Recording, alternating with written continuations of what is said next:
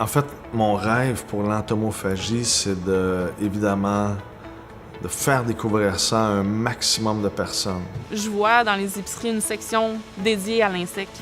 Ça commence présentement en Ontario. Au Québec, il y a un grand potentiel par rapport à la consommation d'insectes. Puis aussi, il y a un grand potentiel pour développer une industrie. Il y a 30 ans, 40 ans, en Amérique du Nord, les premières personnes qui ont commencé à consommer des poissons crus ou des sushis, c'était complètement fou.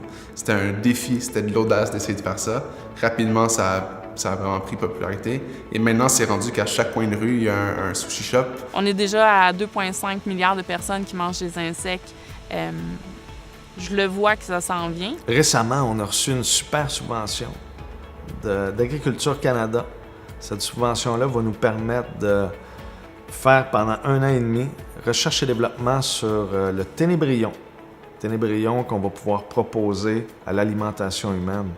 Donc c'est une première au Québec, première au Canada. Je pense qu'en 2017, personne ignore les problèmes liés au changement climatique et le volet entomophagique en est une petite partie, mais qui a toute son importance. Je pense que ça va être énorme comme potentiel et ça va vraiment être un des plus grands impacts sur l'environnement qu'on va voir dans les prochaines années. Pour moi, l'entomophagie, ce serait de partir à la base, de la génération qui est peut-être plus jeune présentement. Je me rappelle une petite fille de 7 ans, elle a été ma meilleure vendeuse.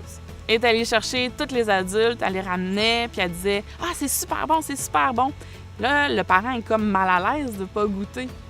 Donc, je pense que la réussite de l'entomophagie passe par les enfants.